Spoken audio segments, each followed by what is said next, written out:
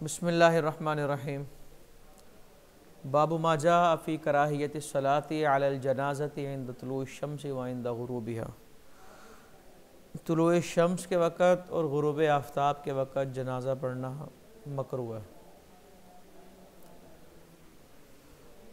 इमाम तिरमिज़ी अपनी सनद से बयान करते हैं कि उक़बा बिन आमिर जोहनी ने कहा कि 3 औक़ात ऐसे हैं जिनमें रसूलुल्लाह सल्लल्लाहु अलैहि वसल्लम ने हमें मना किया, या हुज़ूर सल्लल्लाहु अलैहि वसल्लम हमें मना फरमाते अन नुसल्ली फ़ीहिन्ना, कि हम उन 3 औक़ात में से किसी वक़्त में नमाज़ पढ़ें या अपने मुर्दों को दफनाएं। सूरज के तुलू के वक़्त हत्ता कि वो बुलंद हो जाए और सूरज के बिल्कुल साए के बराबर आने के वक़्त हत्ता कि वो हट जाए, दहवा कुबरा जिसे कहते हैं। वहीन तज़य्यफ़ शम्सु लिल-ग़ुरूबि हत्ता तग़रुबा, और सूरज जब ग़ुरूब होने लगे, ग़ुरूब होने से पहले वो ज़र्द हो जाए, तब तक मना है जब तक वो ग़ुरूब हो जाए। 3 औक़ात ऐसे हैं जिनमें कोई भी नमाज बशमूल नमाज जनाज़ा, कोई भी नमाज, फ़र्ज़, कोई भी चीज़, फ़र्ज़ नफ़ल, कुछ भी। नफ़ल के तो ममनू औक़ात 2 हैं ना, फ़जर के बाद और असर के बाद, लेकिन 3 औक़ात ऐसे हैं उसमें कोई भी नफ़ल, फ़र्ज़, सजदा, तिलावत जायज़ नहीं। उनमें 3 औक़ात ये हैं। सूरज तुलू होने लग जाए, अब जब तक तुलू नहीं हो जाता सब कुछ मना है, ठीक है, नमाज, सजदा वगैरह। इसी तरह दहवा कुबरा, इस वक़्त नमाज, सजदा मना है। और सूरज ग़ुरूब होने से पहले ज़र्द हो गया, अब जब तक मुकम्मल ग़ुरूब नहीं हो जाता अब न नमाज़ पढ़ी जा सकती है ना सजदा तिलावत किया जा सकता है। अच्छा, ये 3 औक़ात में नमाज जनाज़ा और सजदा तिलावत मना है, लेकिन शर्त ये है अगर इनसे पहले ये चीज़ें वाजिब हुई हों। अगर मिसाल के तौर पे अगर सजदा तिलावत वाजिब हुआ था असर की नमाज के टाइम या फ़ौरन बाद, लेकिन तख़ीर करते करते वो वक़्त आ गया कि अब सूरज ज़र्द हो चुका है, अब वो सजदा तिलावत नहीं करेगा। लेकिन सजदा तिलावत वाजिब ही तब हुआ जब सूरज ज़र्द हो चुका था, तो अब उसे हुक्म है अब वो मौखर ना करे, फ़ौरन कर ले। दहवा कुबरा के वक़्त जनाज़ा, सुबह एक शख्स फ़ौत हुआ 10 बजे, दहवा कुबरा शुरू हो रहा है 11:15 पे, तो इसका मतलब है फ़ौत होते ही उसका जनाज़ा लाजिम हो गया ना, फ़र्ज़ किफ़ाया हो गया। तो अब तख़ीर की कि दहवा कुबरा का वक़्त आ गया, अब उस वक़्त में जनाज़ा नहीं पढ़ा जाएगा। लेकिन अगर एक शख्स फ़ौत ही दहवा कुबरा के वक़्त में हुआ, फ़ौत ही उसी वक़्त में हुआ और उसी वक़्त उसको गुस्ल दे के जनाजे के लिए तैयार कर दिया, तो अब उसे मुअख्खर करने में कराहत नहीं। इसी तरह जनाज़ा हाजिर ही है, जनाज़ा जो है वो आया ही, तैयार ही उस वक़्त हुआ जब सूरज ज़र्द हो चुका था। जब सूरज, शख्स के फ़ौत होने के बाद ज़ाहिर सी बात है उसको गुस्ल देंगे, कफ़न होगा, कफ़न पहनाएंगे, कब्र तैयार करेंगे तो जनाज़ा होगा ना। अगर तो टाइम ही ये हो गया तो फिर अब उसे मौखर ना करें, फिर उसकी तदफीन कर दी जाएगी। ये हदीस ताहतल बाब बता रही है कि अगर ये चीज़ें इन औक़ात से पहले वाजिब हुई थी और इनको हमने मौखर कर दिया और अब ये औक़ात दाखिल हो चुके हैं, अब इन औक़ात में इनको नहीं किया जाएगा, अदा नहीं किया जाएगा।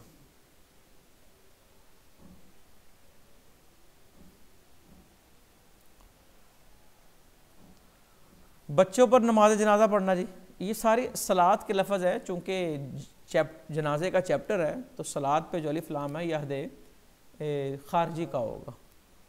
बच्चों पर नमाज जनाजा पढ़ा जाएगा जी। देखिए हमारा जो मुस्तदल है वत्तिफ़्लु युसल्ला अलैहि, कि बच्चे पर नमाज जनाजा पढ़ा गया।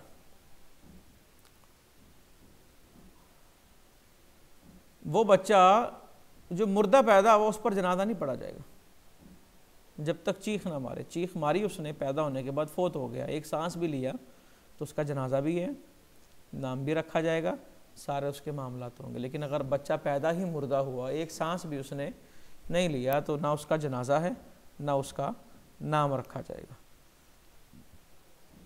ना वारिस बनेगा ना उसका कोई वारिस होगा। मैयत पर जनाजा पढ़ना मस्जिद के अंदर, अहनाफ के यहाँ जायज़ नहीं है, अहनाफ के यहाँ। लेकिन अगर तहकीक के मैदान में देखें तो मस्जिद में जनाजे के सबूत पर जो दलाइल हैं वो ज़्यादा कवी, वो कवी दलाइल हैं। एक मुहक्किक होने की हैसियत से अगर इन दलाइल का साथ देखा जाए तो मजबूत दलाइल ये हैं कि मस्जिद में जनाजा दुरुस्त है, मजबूत दलाइल ये हैं। लेकिन अहनाफ का मौक़िफ़ क्या है कि मस्जिद में जनाजा जायज़, अगर जनाजा पढ़ लिया तो जनाजा हो जाएगा। लेकिन अहनाफ के यहाँ भी अगर कोई शदीद मजबूरी है, ऐसा मामला है, तो मस्जिद में जनाजा पढ़ने की गुंजाइश है। तूफ़ानी बारिश है और कोई मामला है, बाहर नहीं खड़े हो सकते, जगह नहीं है, कोई जान का अंदेशा है, दुश्मन हमला कर देंगे, मार देंगे, पनागाह चाहिए कहीं अंदर पढ़ने की, तो और जगह ही कोई नहीं है मस्जिद के अलावा, तो पढ़ा जा सकता है। ठीक है ना। अहनाफ के यहाँ फिर जिन्होंने इसको ममनून लिखा, कुछ लोग फ़राए मस्जिद में मैयत रख लेते हैं और वहाँ से सफ़े बनाना शुरू कर देते हैं। यहाँ जो मेन मैयत है, सॉरी मैयत तो मेन ही होती है, जो मैयत है उसे वो मिंबर से आगे रख देते हैं। कई मस्जिदों में ना जगह बनी होती है, मिंबर में दरवाज़ा बना होता है और वहाँ से वो सड़क पे रख देते हैं इमाम, और एक सफ़ बाहर बना देते हैं और बाकी अंदर कर देते हैं। तो अहनाफ के यहाँ ये भी दुरुस्त रही है, ये भी, यानी कि इख्तलाफी मसला है। जिनके यहाँ दुरुस्त नहीं है उनके यहाँ ये भी दुरुस्त नहीं है। तो जनाजा जो है वो जनाजगाह में पढ़ा जाए, लेकिन अगर किसी मजबूरी की वजह से पढ़ना पड़ता है तो हनाफ इसकी इजाज़त देते हैं। यानी कि हनाफ के यहाँ मुतलकन जायज़ नहीं है, मखसूस शराइत पे जायज़ है और मखसूस हालात में जायज़ है। असल मसला ये है कि मैयत जितनी भी उसको हमने गुस्ल दिया हो, लेकिन फिर भी खुरूज नजासत का शक कह लें या बसा औक़ात यकीन भी होता है, तो मस्जिद के तक़द्दुस जो है उसके मुताबिक ये चीज़ नहीं है कि उसके अंदर कोई नजीस या कुछ इस तरह की चीज़ लाई जाए। ठीक है ना। नजासत के खुरूज का मामला होता है, इसका मतलब ये नहीं है कि मुर्दा जो है वो नापाक होता है। वो अपने रिवायतें पढ़ी हैं कि जिसने मैयत को गुस्ल दिया वह भी गुस्ल करे, जिसने मैयत का जनाजा उठाया वह भी वज़ू करे। उस पर बहस कर ली थी कि यहाँ वज़ू से क्या मुराद है और गुस्ल से क्या मुराद है और ये हुक्म किस दर्जे का है। देखें जी, नबी पाक सल्लल्लाहु अलैहि वसल्लम ने सुहैल इब्न बैदा का जनाजा मस्जिद में पढ़ा। अयना यकुमुल इमाम मिन अर्रजुल वल मरअह। देखें जी, आदमी का अगर जनाजा पढ़ाएं तो इमाम सर के बराबर खड़ा होगा, और औरत का अगर जनाजा है तो चारपाई के दरमियान में खड़ा होगा। यही रिवायत है। अगली रिवायत भी इसी तरह ही है। शहीद का जनाजा नहीं पढ़ा जाएगा, पढ़ा जाएगा या नहीं पढ़ा जाएगा इसकी हमने गालिबन गुज़श्ता या उससे पेवस्ता सबक में बड़ी तसल्ली से और बड़ी डिटेल में बहस पढ़ी कि हज़रत अमीर हमज़ा रज़ी अल्लाह तआला अन्हु का जनाजा पढ़ा गया या नहीं। वहाँ पे हज़रत अनस की रिवायत थी और उसी के ज़ेल में मैंने बता दिया कि दो रिवायतें मिलती हैं, हज़रत अनस की और हज़रत जाबिर की, जो कहते हैं नहीं पढ़ा गया, और इनकी तौजीह कर दी थी कि इनकी रिवायतों को हम मरजू करार देंगे और इनकी रिवायत को तरजीह नहीं देंगे। ये बहस गुजर चुकी है। कब्र के ऊपर जनाजा पढ़ना, अगर किसी शख्स को बगैर जनाजे के दफन कर दिया है तो उसकी कब्र के ऊपर जनाजा पढ़ने की इजाज़त है। होता है ना कभी कभी को कहीं फोत हुआ, वहाँ के इलाकों को एक इलाका मुसलमानों का ही नहीं है, उन्होंने खैर जैसे तैसे उसको दफन कर दिया। बाद में इत्तला मिली तो जब वारिसीन गए हैं, चूँकि फ़र्ज़ किफ़ाया जनाजा, तो ये अब कब्र से निकालेंगे नहीं। ये मैंने कई दफ़ा बताया, कब्र कुशाई की इजाज़त किसी सूरत नहीं है। देखिए जहाँ पे अगर मामला हो ना ज़मीन का कि यहाँ पता नहीं इजाज़त मिलेगी कि नहीं, आर्जी तौर पे दफन कर देते हैं, वहाँ पे भी ताबूत में दफन करते हैं कि जब इसे मुंतकिल करना हो तो मैयत की अगर कोई ऐब है तो वो नमूदार, वो जो चीज़ छुपी हुई है वो छुपी की छुपी रहे। तो कब्र कुशाई की इजाज़त नहीं। अगर कोई बग़ैर जनाजे के किसी को दफन कर दिया है, देखिए ना हदीस तहतल बाब कहती हैं, रावी कहते हैं मुझे ख़बर दी उन्होंने जिन्होंने आका को देखा, यानी कि सहाबी ने ख़बर दी, और उन्होंने कब्र को देखा और वहाँ पे उसके पीछे अपने सहाब की सफ़ बनाई, फसल्ला अलैहि, और उस पर जनाजा पड़ा। और पूछा कि ये ख़बर आपको किसने दी? कहा इब्ने अब्बास रज़ी अल्लाह ताला अन्हुमा ने। और नबी पाक सल्लल्लाहु अलैहि वसल्लम ने भी ऐसा किया। देखिए ना, उम्मे साद फोत हुई और हुजूर सल्लल्लाहु अलैहि वसल्लम ना थे वहाँ, तो जब आप तशरीफ़ लाए तो आपने उनका जनाजा पढ़ा कब्र पे, और इस बात को 1 महीना गुजर चुका था। नजाशी की नमाज जनाजा, हज़रत नजाशी रज़ी अल्लाह तआला अन्हु की नमाज जनाजा, तो ये गाइबाना नहीं थी जनाजा हमारे यहाँ गाइबाना नमाज जनाजा जायज़ नहीं। तो हमारे यहाँ ये इस हदीस का यहाँ तो मतलब ये है, ये आका अलैहिस्सलातु वस्सलाम का खासा है कि सिर्फ नबी पाक सल्लल्लाहु अलैहि वसल्लम का ही हुक्म है। और खासा कहते हैं तू जदुफ़ी शैइन वला तू जदुफ़ी गैरिही, ये आप के साथ ख़ास है, क्योंकि आपके लिए दूर व नज़दीक की कैद कोई नहीं। आपने जब खुद फरमाया कि मैंने हथेली पे राई के दाने के बराबर कायनात को देखा, तो आपके लिए तो सब कुछ सामने है ना। और इसका एक मतलब ये है कि हज़रत सैयदना जिब्राईल अलैहिस्सलाम ने हज़रत नजाशी रज़ी अल्लाह तआला अन्हु का जनाजा जो है वो सामने रख दिया था, और आपके लिए वो विजिबल था, नज़र आ रहा था, तो गायबाना ये नहीं था। समझ आई? नमाज जनाजा की फजीलत क्या है जी?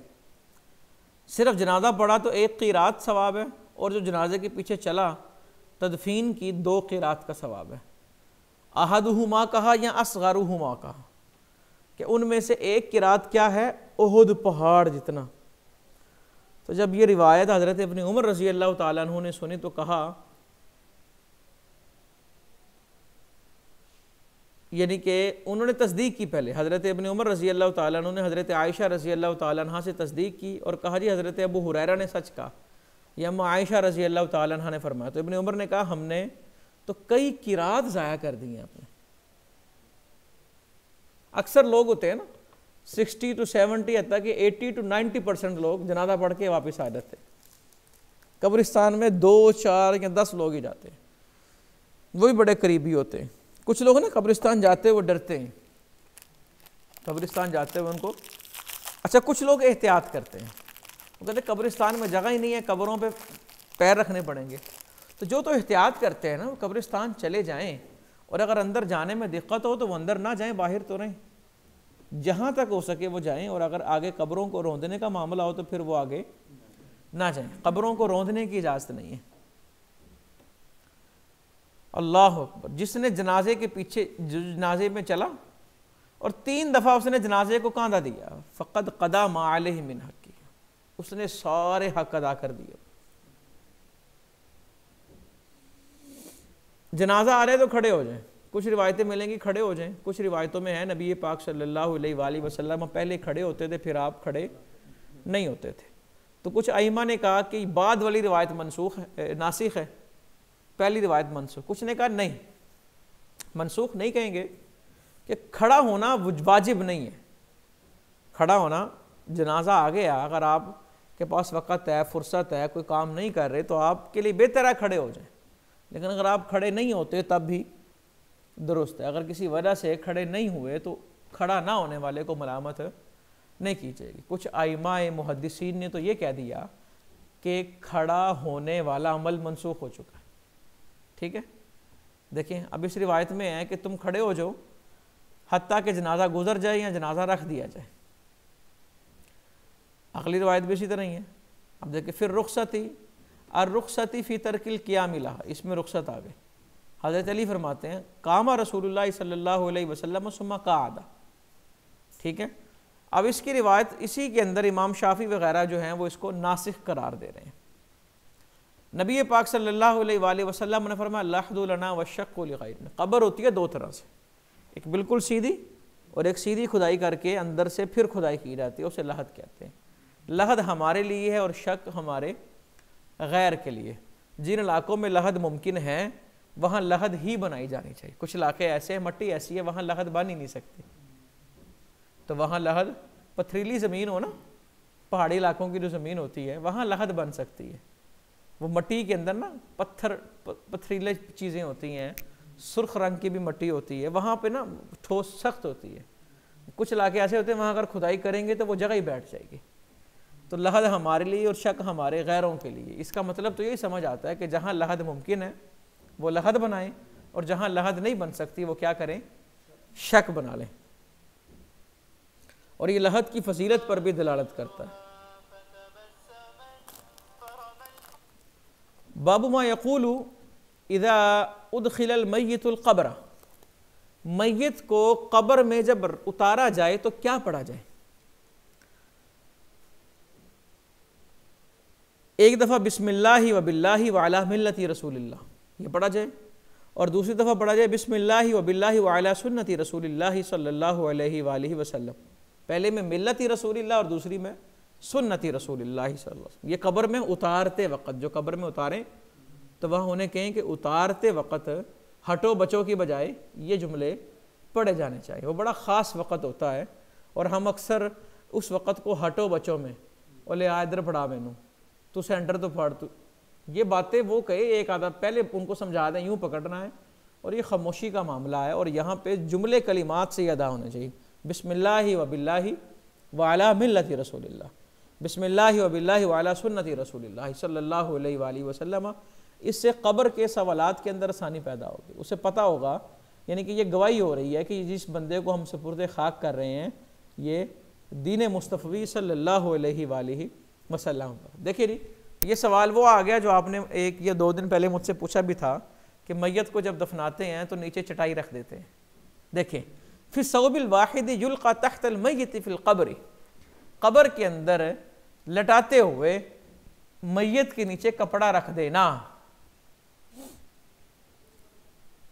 हुजूर अलैहिस्सलातु वस्सलाम को जब लहद मुबारक में उतारा हज़रत अबू तलहा ने, तो उनके नीचे आका अलैहिस्सलातु वस्सलाम के ग़ुलाम हैं शुक्रान रज़ी अल्लाह ताला, उन्होंने एक चटाई रखी। समझ आई? तो ये रिवायत बता रही है कि ये फजूल खर्ची नहीं है। अच्छा जी, और हज़रत शुक्रान ने यह कहा अल्लाह की कसम मैं ही हूँ वो जिसने रसूलुल्लाह सल्लल्लाहु अलैहि वसल्लम की क़ब्र मुबारक में नीचे चटाई को रखा। और ये अगली रवायत में है चटाई जो थी वो सुर्ख रंग की थी, कपड़ा जो था चादर कह लें कपड़ा कह लें जो भी उस वक़्त था वो सुर्ख रंग का था। कब्रें जो हैं वो बराबर कर दीजिए, कब्रें बराबर कर दीजिए। अब देखिए ना, कब्रें बराबर करने का रिवाज ख़त्म हुआ तो कब्रों के अंदर पूरी मॉडलिंग हो रही है। पहले डिज़ाइन लाखों रुपए के डिज़ाइन तैयार हो रहे हैं और लोग मरने से पहले अपनी कब्रों का इंतखाब कर रहे हैं कि मेरी कब्र का डिज़ाइन ये रखना और ये रखना चाहिए। तो वही बात आ गई ना, अलहाकुमुत तकासुर हत्ता ज़ुरतुमुल मक़ाबिर। शान नुज़ूल इसका ये है कि 2 लोगों में बहस हुई, मैं ये हूँ, उसने कहा जी मैं वो हूँ। उसने कहा अच्छा मेरे पास ये है, उसने कहा मेरे पास वो है। उसने कहा मैं फ़लाँ का बेटा हूँ, उसने कहा मैं फ़लाँ का बेटा हूँ। चलते चलते कब्रिस्तान चले गई, वो मेरा दादा है, उसने कहा वो मेरा दादा है, उसने कहा वो मेरा परदादा, उसने कहा वो मेरा परदादा है। कि तफाखुर चल रहा है ना कि कहीं जाके मैं बड़ा साबित हो जाऊँ वो छोटा साबित हो जाए। तो आज भी देख लें, कब्रें बराबर करने का हुक्म इसलिए दिया गया कि तफाखुर ना हो। हाँ, कुछ ख़ास हजरात उलमा औलिया उनकी कब्रों को बुलंद करने की इजाज़त दी गई है ताकि वो मर्जिउल खलाइक बने, लोग वहाँ आएँ, ज़ियारत के लिए आएँ। और कब्र को इस तरह बनाना कि उसकी निशानी बाकी रहे, निशानी भी बाकी रहनी चाहिए, वो किसी भी तरह। देखिए हज़रत अली करमल्लाहु ताला वजहुल करीम ने कहा कि मुझे नबी पाक सल्लल्लाहु अलैहि वसल्लम ने इस बात के साथ भेजा है कि मैं जिस कब्र को बुलंद देखूं उसे बराबर कर दूं और जिस तस्वीर को देखूं उसे मिटा दूं। तस्वीरों का बड़ा ख्याल रखें, बड़ा दौर है प्रिंटेड तस्वीर। अगर हमारी फ्लैक्सों पे तस्वीरें लगना शुरू हो गई तो इसका मतलब ये नहीं कि तस्वीर जायज़ हो गई है। बुराई को बुरा कहा जाए और बुराई को बुरा समझा जाए। हज़रत मौला अली करमल्लाहु ताला वजहुल करीम कहते हैं कि मुझे इन 2 चीज़ों के साथ आका अलैहिस्सलातु वस्सलाम ने भेजा, कब्रों के ऊपर चलना, कब्रों पे बैठना और कब्रों की तरफ मुंह करके नमाज पंजगाना में से या नफल नमाज में से कोई नमाज पढ़ना ये जायज़ नहीं है। ठीक है जी। और हदीस ताहतल बाब भी यही है जो तर्जुमातुल बाब है। अगली रिवायत भी इसी तरह, तजसीसिल कुबूरी वल किताबती अलैहिम, कब्रों पे लिखना पक्का कर देना, ये ममनू, ये इसकी इजाज़त नहीं है। कब्रों पे इमारत बनाना इसकी भी इजाज़त नहीं, और कब्रों पे चलना, वन तूता, तूता कहते हैं चलना, रोंदना, इसकी भी इजाज़त नहीं है। कब्रों पे नाम लिखे जाते हैं, पता नहीं क्या क्या लिखा जाता है, अशआर लिखने शुरू हो गए। हाँ, कोई ऐसी तहरीर जो इंसान के लिए बाइस नसीहत हो, उसकी तो इजाज़त समझ आती है। वो बड़ा खूब शेर है ना, गालिबन मीर तकी मीर का, कल कासाए सर पर पाँव जो पड़ गया, कासाए सर खोपड़ी, यकसर वो इस्तिख्वाने शिकस्तों से चूर था, उसकी हड्डियाँ टूटी हुई थी। कल कासाए सर पर पाँव जो पड़ गया, यकसर वो इस्तिख्वाने शिकस्तों से चूर था, कहने लगा देख कर चल ए राहे बेखबर, मैं भी कभी किसी का सरे पुरगुरूर था। और ये मैंने कभी किसी कह दिया, वरना मीर तकी मीर ने कभू किसू लिखा। पुरानी उर्दू में जिसे रेख्ता कहते हैं, कभू किसू ही इस्तेमाल होता था। समझ आ गई ना? को बाइस से इबरत और बाइस से नसीहत तहरीर की तो इजाज़त है, लेकिन नाम, पता, एड्रेस, वल्दियत और वगैरह ज़ालिक, और अगर तो कोशिश ये की जानी चाहिए कि उसके ऊपर अगर कोई हमने तहरीर वगैरह भी लिखी आए कुरानी, वो ऊपर हो जिसके ऊपर कोई जानवर ना बैठे, उसकी बेहुरमती ना हो। समझ आई ना? अच्छा, कब्र के ऊपर चिराग जलाए जाते हैं, इसके भी बहस हमने तसल्ली से पढ़ ली है, वो वहां से देखी जा सकती है।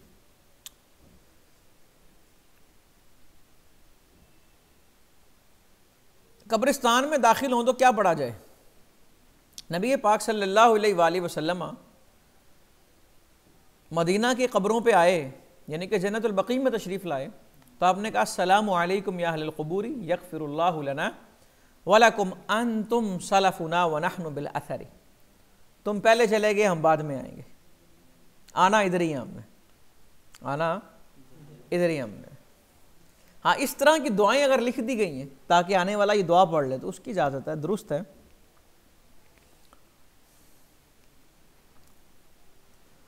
कब्रों की ज़ियारत की रुख़सत। अच्छा, ये हदीस ताहतल बाब जो है ना, ये नबी पाक सल्लल्लाहु अलैहि वसल्लम के वालिदैन के ईमान पर दलालत कर रही है, बिलखुसूस अम्मा जी के, चूँकि यहाँ पे लफ्ज़ ख़ास आया। आप अलैहिस्सलातु वस्सलाम ने फरमाया मैं तुम्हें कब्रों की ज़ियारत से रोकता था, तो फिर मोहम्मद सल्लल्लाहु अलैहि वसल्लम को वालदा की कब्र की इजाज़त दी गई। हालांकि कुरान कहता है ला तुसल्ली अला अहदिम मिनहुम माता अबदा वला तक़ुम अला क़ब्री,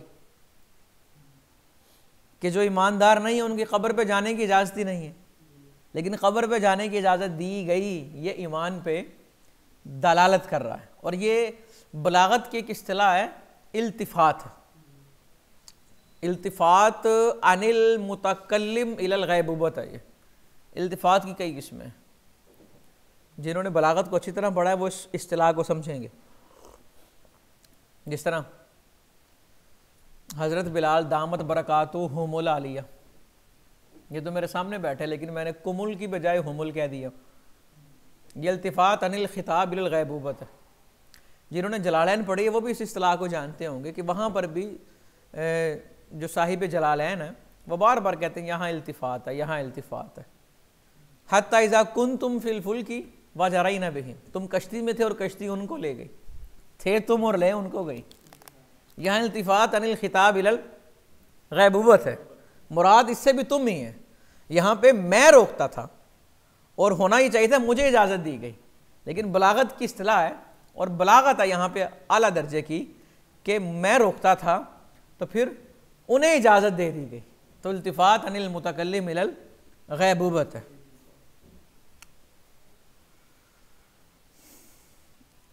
अल्लाह अकबर। देखे नहीं, हज़रत अम्मा आयशा रज़ी अल्लाह ताला अन्हा हज़रत अब्दुर्रहमान बिन अबू बकर की कब्र पर आई और कहा,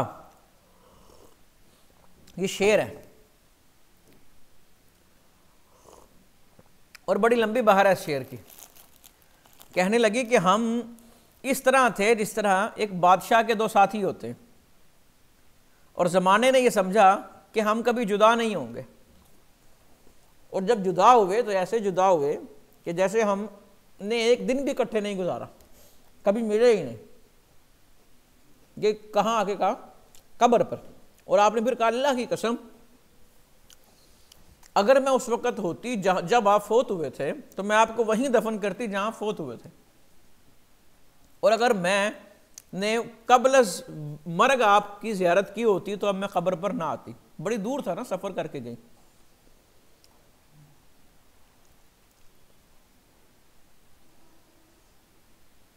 औरतों के लिए कब्रों की ज़ियारत मकरूह है जी। जो रिवायत है नही तो कुमन ज़ियारतिल कुबूरी फज़ूरूहा, ये हुक्म मर्दों के लिए भी है और औरतों के लिए। जिन रिवायतों में औरतों का कब्रिस्तान जाना मना है वो पहले वाली रिवायतें हैं, वो मनसूख हो चुकी हैं। लेकिन इसके बावजूद उलमा कहते हैं औरतें नहीं जाएंगे, क्योंकि औरतों के अंदर जज़ा फज़ा बेसब्री रोना ये ज़्यादा है। अगर तो वो इन पे काबू रखें और उनके लिए जो शराइत बनाई गई हैं उन शराइत को मद्देनज़र रखते हुए कब्रिस्तान जाएं।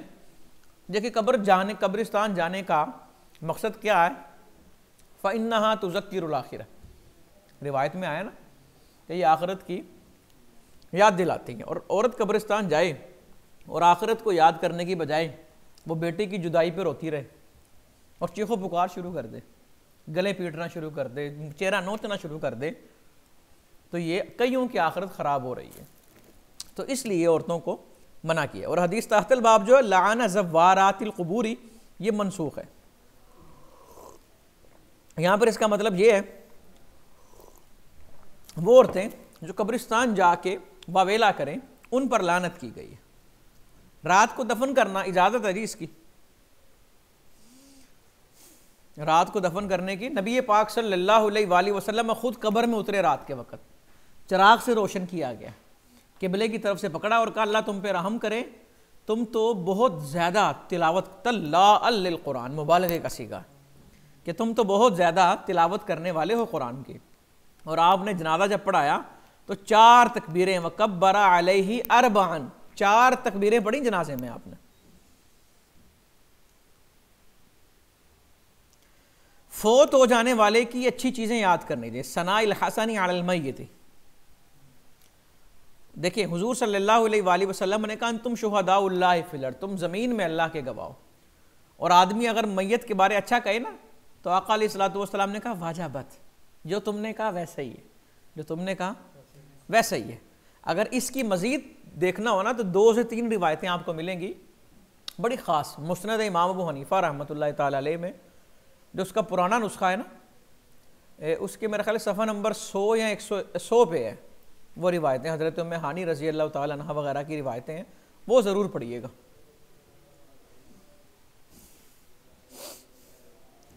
अगली रिवायत भी इसी तरह ही है, ये देखें ज़रा, सुबहान अल्लाह। जो मुसलमान गवाही दे, यानी किसी मुसलमान के लिए गवाही दी जाए और गवाही देने वाले 3 लोग हों, अच्छी गवाही दें तो उसके लिए जन्नत वाजिब है। और ये रिवायत सुना रहे हैं हज़रत उमर रज़ी अल्लाह ताला, कहते हैं हमने अर्ज़ किया आका अगर 2 लोग गवाही दें तो आपने फरमाया 2 गवाही देंगे तो जन्नत वाजिब है। कहते फिर हमने एक के बारे में नहीं पूछा, यानी कि इसका मतलब ये है कि एक कहते तो तब भी यही जवाब मिलता, अगर एक बंदा भी गवाही दे दे तो अल्लाह उसके लिए जन्नत वाजिब कर देगा। मन क़द्दमा वलदन, एक शख्स का लड़का फोत हो गया तो उसका सवाब कितना है जी? जिस मुसलमान के 3 बच्चे फोत हुए उसे जहन्नम की आग नहीं छुएगी मगर कसम पूरा करने के लिए, यानी कि अगर उसने कोई ऐसा काम किया होगा जिसकी वजह से जहन्नम लाजिम, सिर्फ जहन्नम से मस होके वापस आ जाएगा, वो कसम पूरा करने के लिए जहन्नम उसे छुएगी, वरना वो जहन्नम में नहीं जाएगा। ये 3 की रिवायत है। 2 की रिवायत भी है, अगली रिवायत देख लें, 2 की भी है। और फिर हज़रत उबई बिन काब ने 1 का पूछा तो आपने कहा 1 भी, लेकिन इन्नमा ज़ाका इंद सदमतिल ऊला, सब्र यही है कि आपने अगर आगाज़ में किया है, बाद में तो आ ही जाता है ना। एक बच्चा भी फोत हुआ, उस पर सब्र किया, शुक्र अदा किया, इन्ना लिल्लाहि व इन्ना इलैहि राजिऊन पढ़ा, तो उसके लिए भी ये जन्नत में जाने का ज़रिया है। अगली रिवायत देखेंगे, नसर बिन अली जुहानी वाले, अच्छा जी, जिस मेरी उम्मत में से जिसके 2 फ़र्द हों, नाबालिग की दुआ में फ़र्क तो नहीं पड़ते हैं ना। 2 बच्चे फोत हो जाए, अल्लाह उनके सदके उन्हें जन्नत में भेजेगा। हज़रत आयशा रज़ी अल्लाह ताला अन्हा ने कहा आका जिसका एक फ़र्त हो, तो आपने फरमाया अल्लाह उसे भी जन्नत में भेजेगा। पूछा आका जिसका फ़र्त ही कोई ना हो, तो आपने फरमाया जिसका फ़र्त कोई नहीं है मैं उसका फ़र्त हूँ। क्या मतलब? फ़र्त का मतलब क्या कि किसी का बेटा फोत हुआ, उस पर उसने सब्र किया तो अल्लाह उसके सदके उसे जन्नत देगा। एक फोत हुआ, सब्र किया, अल्लाह उसके सदके जन्नत। हज़रत आयशा रज़ी अल्लाह ताला अन्हा ने पूछा जिसका फोत ही कोई नहीं हुआ, तो आपने कहा मैं दुनिया से जाऊंगा तो मेरा जाना ये ऐसा है या मेरी मुसीबत ऐसी है जिसकी मिसल कोई नहीं, तो मैं उसका फ़र्त हूँगा। आना फ़रत उम्मती लई युसाबु बिमिस्ली। शुहदा कौन है जी? 5 तरह के लोगों को शहीद कहा जाता है। पेट की बीमारी से मरने वाला, ताउन में मरने वाला, पेट की बीमारी से मरने वाला, डूब कर मरने वाला, दीवार के नीचे आने वाला, यानी कि जो भी किसी हादसे में शिकार हो जाए वो शहीद कहलाता है। लेकिन इनके अहकाम अलग हैं और जो फी सबीलिल्लाह शहीद है इसका हुक्म अलग है।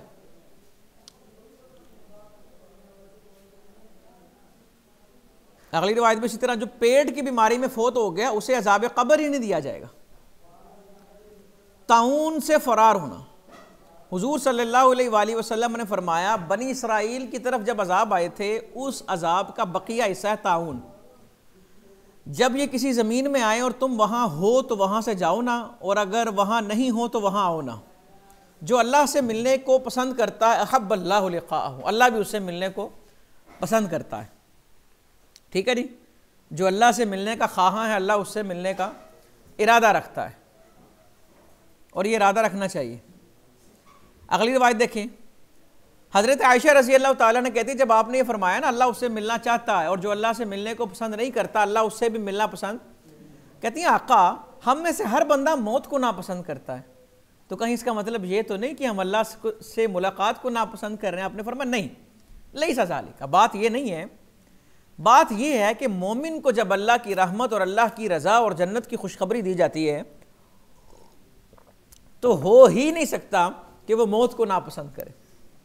अहब्बा लिक़ा अल्लाह, तो वो अल्लाह से मुलाकात को पसंद करता है और अल्लाह उससे मुलाकात पसंद करता है। और जब काफिर को अजाब और अल्लाह की नाराज़गी की बात सुनाई जाती है तो वो अल्लाह से मिलने को नापसंद करता है। समझ आई ना? जिसने खुदकुशी की उसका जनाजा नहीं पढ़ा जाएगा।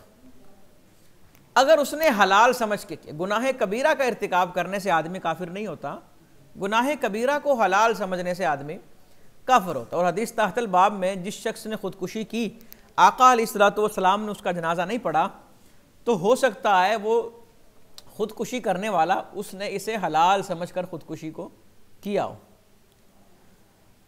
जो शख्स मकरूज है उसका जनाजा इमाम नहीं पढ़ेगा, बाकी लोग पढ़ेंगे। अच्छा जी, ये इब्तदाई रिवायत तो इब्तदाई दौर की हदीस है। आप सल्लल्लाहु अलैहि वसल्लम कहते हैं अपने साहिब पर जनाजा पढ़ो, इस पर कर्ज है। ये इब्तदाई दौर की बात है। लेकिन जब इस्लाम को वसअत मिली तो आप पूछते इसने माल छोड़ा है कि नहीं छोड़ा। अगर कहते माल छोड़ा है, आप कहते पहले इसका कर्ज अदा करो, और अगर इसने माल नहीं छोड़ा तो आप खुद उसका कर्ज अदा करते, दीन उसका कर्ज अदा करता, फिर उसकी जनाजा नमाज जनाजा को पढ़ा जाता। अगर एक शख्स आदि कर्जई और जान के वो कर्ज अदा नहीं करता और धोखादही में उसने रखा है तो उसके लिए भी ये वईद आई है। अजाब कब्र का बयान,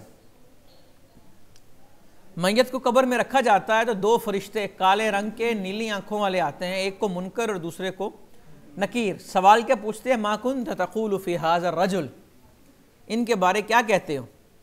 तो वो कहेंगे हुवा अब्दुल्लाहि व रसूलुहु अशहदु अल्ला इलाहा इल्लल्लाह व अन्ना मुहम्मदन अब्दुहु व रसूलुहु। तो फरिश्ते कहेंगे हम जानते थे, तो यही जवाब देगा। फिर उसकी कब्र को 70 गज कुशादा कर दिया जाता है, अंदर नूर की लाइटिंग कर दी जाती है, फिर कहा जाता है सो जा।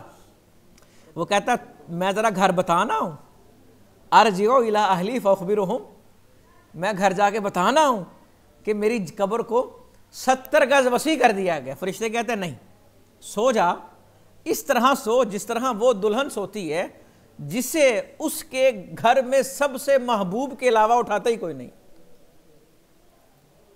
हत्ता कि अल्लाह उसे उसकी आरामगाह से इसी तरह उठाएगा। और अगर वो मुनाफिक हो, ये अकीदे के मुनाफिक की बात हो रही है, किसके? अमली मुनाफिक कुछ और है और अकीदे का मुनाफिक, इन्नल मुनाफिकीना फि दर्किल अस्फली मिनन नार, ये अकीदे के मुनाफिक है। वरना अमानत में खयानत ये अमली मुनाफिकत है, झूठ बोलना ये अमली मुनाफिकत है। तो इसलिए हमने जब वईद बयान करने मुनाफिक की तो फ़र्क करना है, ये अकीदे के मुनाफिक की बात हो रही है या अमल के मुनाफिक की बात हो रही है। और ये भी ज़हन में रखें कि मुनाफिकीन के अस्मा का इल्म अल्लाह ने उठा लिया था, चंद एक के अलावा नाम हमें नहीं मिलेंगे, अल्लाह ने उठा लिया था। वरना पूरी जमात थी ना, मस्जिद दिरार बना ली, 300 ओहद जाते हुए साइड पे हो गए, तो ये इल्म उठा लिया था अल्लाह ने। इसके अंदर बहुत सारे मामला थे, किसी दिन फुर्सत हुई तो इस पर गुफ्तगू करेंगे। अच्छा जी, मुनाफिक हो तो कहता जी मुझे नहीं पता कि ये कौन है, मैं तो वही कहता था जिस तरह लोग कह देते थे, लेकिन मैं इस पे ईमान नहीं रखता था। तो कहेंगे हमें पता था तो यही कहेगा। ज़मीन को कहा जाएगा इसको अपने दबा, और यूं दबा कि इधर की पसलियां उधर और उधर की पसलियां इधर, और उसे अजाब दिया जाता रहेगा हत्ता कि इसी हाल में अपनी कब्र से वो उठेगा। अल्लाह अकबर। जब कोई शख्स फोत हो जाए, उरिद अलैहि मक़अदुहु, तो उसे उसका ठिकाना दिखाया जाता है। जन्नती हो तो उसे रोज़ जन्नत की ज़ियारत होती है, हत्ता कि वो जन्नत चला जाएगा। जहन्नमी होगा तो रोज़ उसे जहन्नम दिखाई जाएगी। इसे कहते हैं जन्नत की खिड़की खोलना या जहन्नम की खिड़की का खोल देना, खुल जाना। जो ताज़ियत करे किसी मुसीबत ज़दा से, उसका सवाब कितना है? मन अज़्ज़ा मुसाबन, तो मुसीबत पर सब्र करने वाले को जितना सवाब मिलेगा ना, ताज़ियत करने वाले को भी उतना ही सवाब मिलेगा। फ़ीमम माता यौमुल जुमा, जुमा के दिन जो फोत हुआ उसे फितना कब्र से महफूज रखा जाएगा। जनाजा के अंदर जल्दी करना। या अली सलासुन ला तुअख्खिरहा, अस्सलातु इज़ा अतत वल जनाज़तु इज़ा हदरत वल अय्यमु इज़ा वजदत लहा कुफ़अन। ये तीसरे हिस्से पे बहस हमने पहले बड़ी की थी किसी सबक में, कि बेवा औरत का अगर कुफ मिल जाए तो उसके निकाह में देर ना करना। बेवा औरत के लिए ना जिना का जो दरवाज़ा है उसके अंदर आसानी होती है, मुश्किल नहीं होती। तो इसलिए बेवाएं औरतें अगर बगैर निकाह के रहेंगी तो गुनाह के दरवाजे खुले रहेंगे। ताज़ियत की फजीलत क्या है जी? मन अज़्ज़ा सकला, सकला कहते हैं वो औरत जिसका बेटा फोत हो जाए। जो औरत से उसके बेटे के फोत होने पर ताज़ियत करे, कुसिया बुर्दन फिल जन्ना, उसे जन्नत की चादर पहनाई जाएगी। और जो जन्नत की चादर पहन लेगा यकीनन वो जन्नत में ही जाएगा। जनाजे के अंदर हाथ उठाना पहली तकबीर के वक़्त। देखिए नबी पाक सल्लल्लाहु अलैहि वसल्लम ने जनाजे की तकबीर कही और पहली तकबीर के वक़्त हाथ उठाया और अपने बाएं हाथ के ऊपर दाएं हाथ को रख लिया। नबी पाक सल्लल्लाहु अलैहि वसल्लम ने फरमाया, बंदा मोमिन मुअल्लक़तुन, उसका दिल लटका रहता है उसके कर्ज की तरफ हत्ता कि वो अदा कर दे जाए। फोत होने के बाद भी वो यही सोचता रहता है कि मेरा कर्ज। इसलिए फोत शुदा का सबसे पहले कर्ज अदा किया जाए। लें जी, बिहम्दिल्लाह ताला अब बाबुल जनाइज़ मुकम्मल हुआ है।